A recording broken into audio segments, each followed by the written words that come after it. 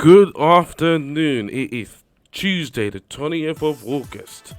Good afternoon, guys. I'm Jack2505 and welcome to, episode 3 of the 2505 Sports Podcast. I'm streaming live now on Twitch, so you can come and visit me on www.twitch.tv/Jack2505_ is where I do live talks in the world of football and boxing. I also play FIFA19 live with viewers, as well as endgame PvE co-op shooters, and that's going to be the Gears of War 5, or should I say Gears 5, starting from September 6th. You can also follow me on Twitter if you search for @Jack2505_, and this will also be uploaded to my YouTube channel, which is Jack2505. So please like, share, and subscribe, and share your comments below. Also, there's going to be a link to my Discord in the description, and Discord is a very, very good, cool server in which you can keep in touch with me and catch up on the latest news concerning 2505 Sports and 2505 Gaming. Now, let's talk about the Premier League Match Day 2. Now, this all starts off with Arsenal against Burnley, which was the first game of the weekend, which finished off Arsenal 2, Burnley 1. So another win for the Arsenal. After a great start, their best start in about 10 years, which is pretty good. So you had goals from Lacazette and Aubameyang, and a goal for Burnley from Barnes. Now, the first goal from Lacazette was a great scrambled effort, but I feel that the keeper should have saved it though. But well done to Lacazette. Well done, as a great effort goal by him. And then Burnley equalised by a VAR. Ooh, there it is, the swear word. By a VAR check goal by a Barnes. And then Aubameyang scores again to make it 2-1 to the Gooners. Now, I was telling to Arsenal fans for a time, yeah, you got to be playing Lacazette and Aubameyang together. And all I was hearing back was, no, you can't play them both, blah, blah, blah. Look, man, just learn from Liverpool and play them both, right? You can, and it seems to be working so far. Arsenal are playing well at the moment, and they're sort of trying to get back to winning the games they're supposed to be winning, and they're still my tip to basically finish 4th. So at the moment, they are joint top with the mighty Reds, Liverpool, which we'll obviously get to later. So this is going to cook up next Saturday evening, 5:30, to be a juicy top of the table clash. And I will be doing a review on Liverpool against Arsenal build up from tomorrow. So stay tuned and be sure to look forward to that. And then if we move on to the afternoon games, we had Aston Villa against Bournemouth, which finished 2-1 to Bournemouth. So that's a penalty scored by King after 2 minutes after being fouled by Heaton in the box. Harry Wilson goal for Bournemouth, shot from outside the box with a deflection to make it 2-0. Villa made it basically 2-1. They brought one back with a fantastic strike from Douglas Ruiz. So the game ended in 2-1, and now back-to-back defeats for Villa, who now remain on 0 points. So not the best start for returning to the Premier League for Aston Villa. Great win for Bournemouth though, I'll give him that. And then we have Brighton 1, West Ham 1. So Hernandez, remember him? Forgotten man, still a good player though. He put West Ham in front with a neat little finish. And then Trossard scores a goal to bring Brighton level, even though he scored the first goal, which was ruled out by VAR.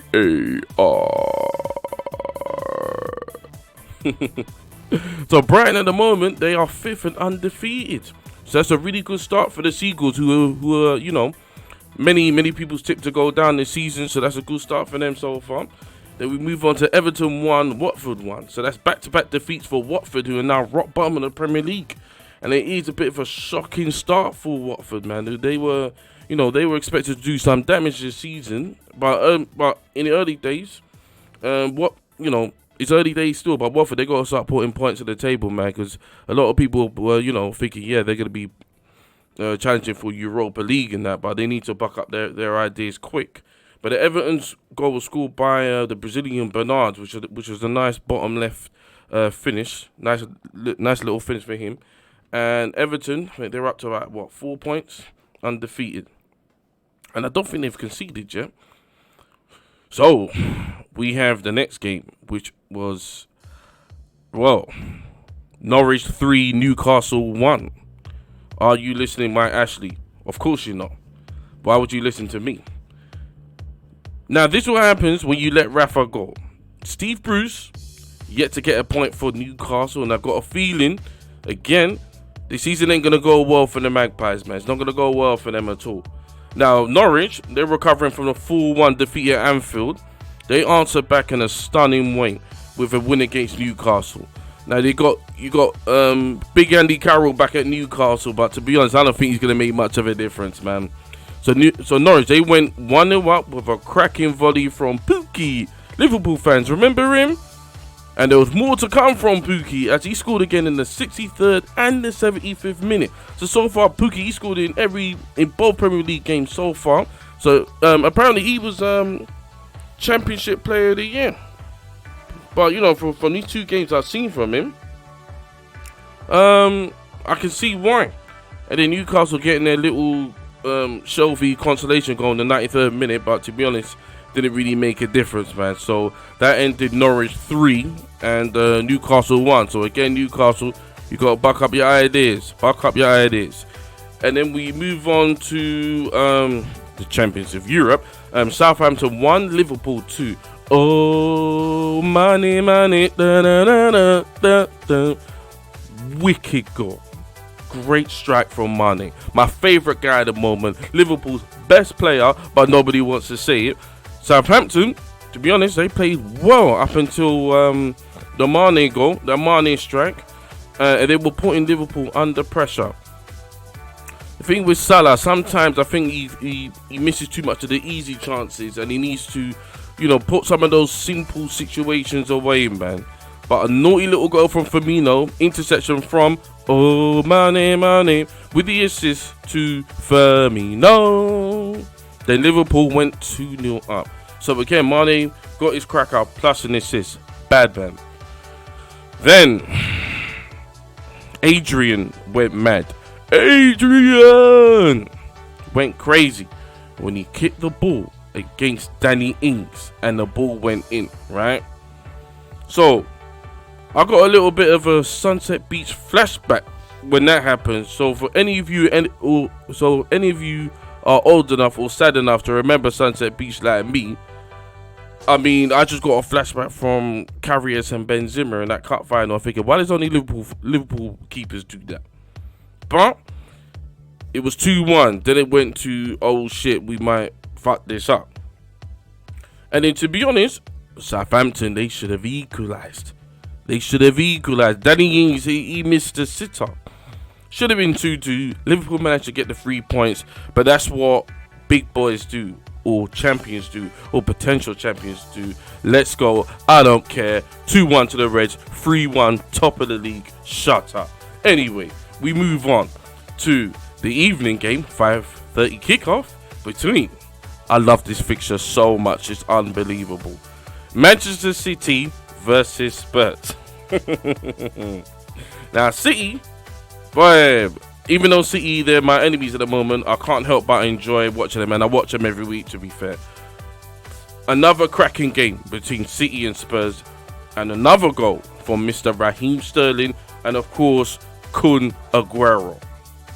Spurs goal scored by Lamela, and the little Don, Lucas Moura, after coming on as a sub and scoring instantly. I was doing a live stream, and when Moura was coming on, I said to my guys in the live stream, I said he's gonna do something, and he did instantly, and he made it 2-2. Now, we all know where we're going with this. The Gabriel Jesus goal that was ruled out by VAR. Now, I've said VAR about 5 times already, And let's be honest, ladies and gentlemen, boys and girls, we're going to be seeing VAR in our sleep. VAR. The City winner ruled out by VAR, and to be honest, it was handball.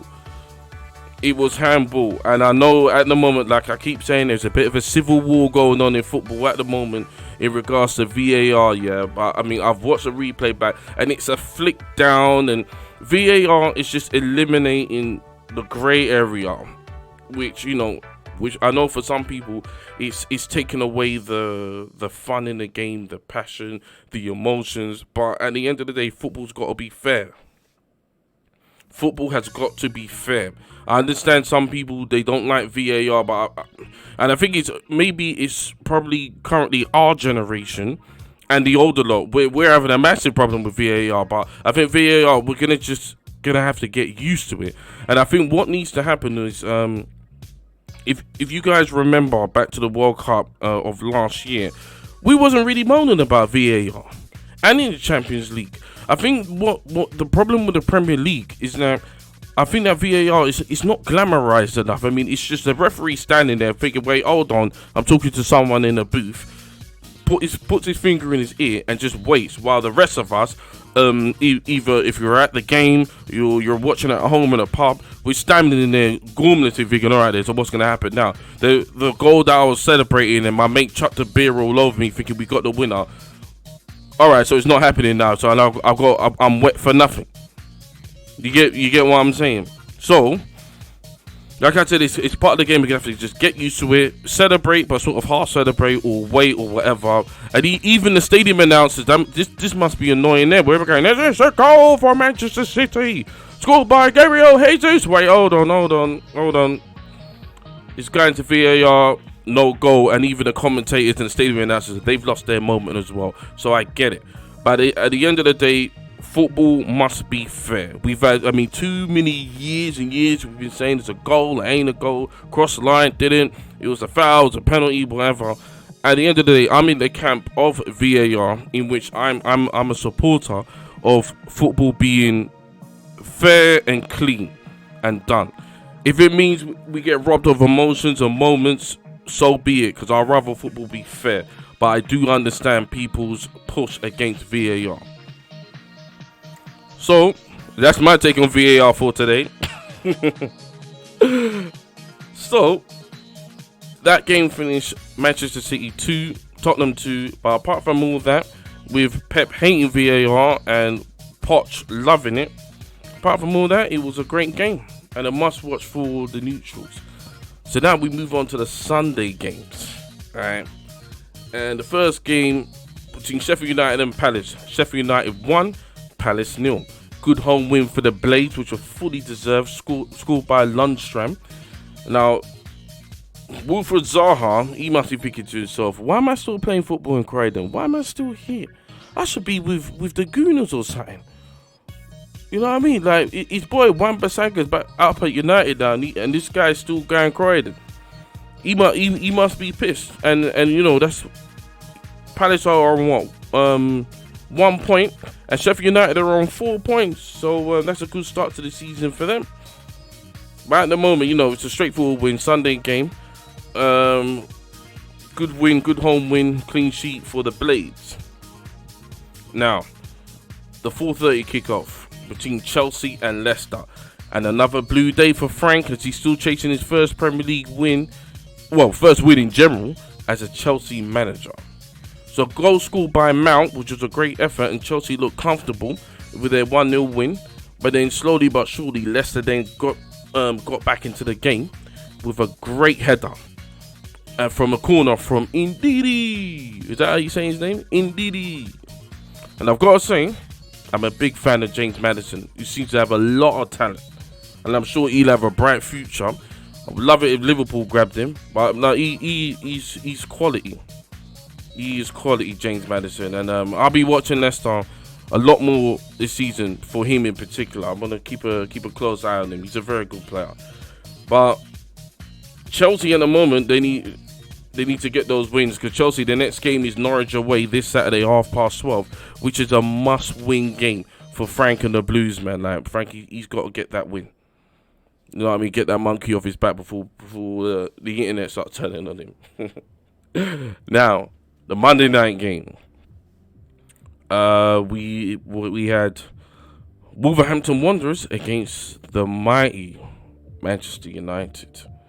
Now, after their opening 4-0 win against Chelsea, where United fans are screaming 21's coming, we'll see. United were coming into this game confident. You know what I mean? They're like, yeah, beat Chelsea 4-0. That means we're top boys. Great opening goal for Martial. I'm a fan of him, must admit. Neat little finish from the Frenchman. Puts United 1-0 up. And you're thinking, oh, you know, United, they could be going on to another win. And maximum points and up there with Liverpool and Arsenal. But Ruben Neves had other ideas. What a goal. What a strike. From outside the box, and I do apologise, I forgot to switch scenes there. I do apologise about that. That sort of paints the picture of the weekend. Got in there a bit late and I flopped. As I said, Ruben Neves, what a strike from what you can see on your screens now. Sorry, I was a bit late with that. Wicked goal, which sent Molyneux into a frenzy. Now, later on in the game, Pogba was brought down in the box and a penalty was given. Which I thought the penalty was a bit, I don't know, I thought it was a bit soft. I don't know, it looks like he didn't look that much contact to me, but it was given. So now we have another big talking point of match day 2, in which you have Rashford and Pogba having a little discussion about who takes the penalty, right? And everyone's getting into a big hoo-ha about it. Like, I thought that players discuss penalties all the time. I've seen it my whole life. I think the reason why it's being brought into a big deal is because 1, it's Pogba, and 2, he missed, which meant United dropped points and they didn't get the win, right? So the game ended Wolves 1, Manchester United 1. So let's blame Pogba, right? I don't get it twisted, people. I hate Man United. Of course I do. I support Liverpool, right? But I really don't like the way Pogba's being treated. And I know there are people out there who are with me on this, right? Even though I support Liverpool, even though him missing the penalty made my Monday night, I don't get this agenda, this sort of real animosity towards Pogba, which I think is wrong.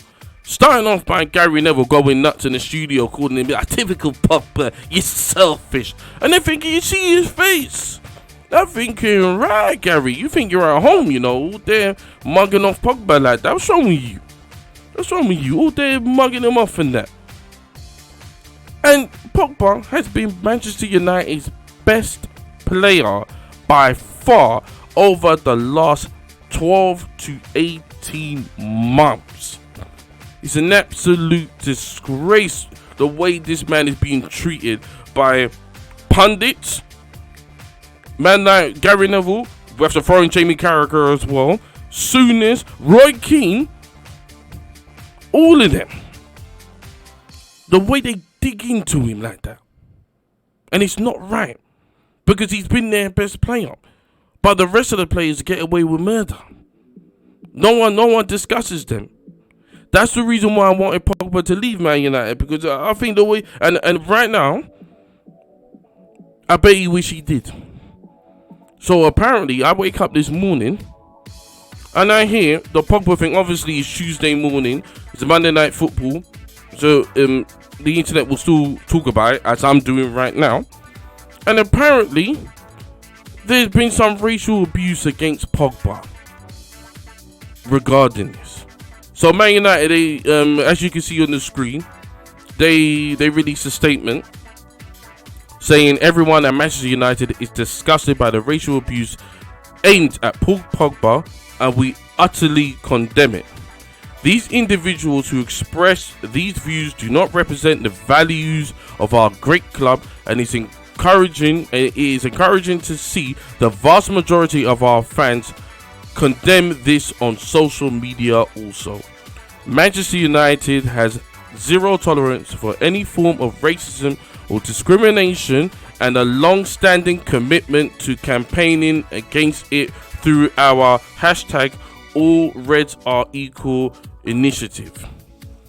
We work to identify the few involved in these incidents and take the strongest course of action available to us. We also encourage social media companies to take action in these cases. Okay, so that's good for Man United to come out and defend him and, you know, stand against racism and that. But whoever's doing it, you know, whether you're a Man United fan or not, you know, that's not the way to do it. Because, you know, the guy, he's a good player. He's playing well for Man United, and as I said, he's Man United's best player within the last 12 to 18 months. And I wish to God the guy would have left the club and went to Real Madrid and joined Hazard over there, instead of staying there with them boys and then getting treated like that. So it's too late for him to go. Well, unless he waited till January, but he's not going to make that kind of move. I guarantee you this time next year, Paul Pogba will no longer be a Manchester United player. Even if they got into the Champions League, he move anyway. And I think he should. He's not happy there. And he should have moved this summer, but I don't know why it didn't happen. I don't know why it did not happen. But that's enough on that. It's been a very, very good weekend in the Premier League. We've had great goals. We've had drama. We've had VAR. We've had everyone talking about Pogba again. And I'm sure next week we'll probably be talking about him again. But next up, from tomorrow, I'll be doing another podcast in which I'll be also uploading it to YouTube, in which we switch attention to a Mr. Anthony Joshua, in which I will be talking about and reviewing his latest Sky Sports interview, which is called The Untold Truth. If you haven't watched it yet, I would suggest you watch it and then come and watch my my podcast and my take on that, because I've got quite a lot to say about that. That'll be I'll be streaming that live on Twitch, probably between 11 and 1 live, if you want to come and join in. And it will also be uploaded to YouTube, in which I'll be uploading that, and hopefully you guys will give that a listen to. And please give me your thoughts in regards to well, not only the Joshua situation, but also the football and everything that's going on. Feel free to comment below. Leave your comment. Leave a nice one, please. You know what I mean? And let's have a discussion about it. Let's do this. So the next podcast will be on Anthony Joshua, which I will be calling it The Untold Lie, and I'll be expressing my reasons why I'm saying that. And that will then be followed up by the Liverpool and Arsenal build-up, which I'll also be uploading to YouTube in 2 separate videos. And then after that, I will be live streaming some Gears of War 4 Horde, just continuing my passion for Horde and continuing that build-up for the Gears 5 release on September 6th on Xbox and Microsoft Windows, which I will be looking to build that Gears of War community with viewers and anyone else who wants to join in and have some fun, shoot some locusts on all difficulties and have some fun. But that's me for today. Thank you very much for listening to me, and I am Jack2505_. This is 2505 Sports, the streaming sports chat on Twitch and YouTube. Signing off. Adios, amigos.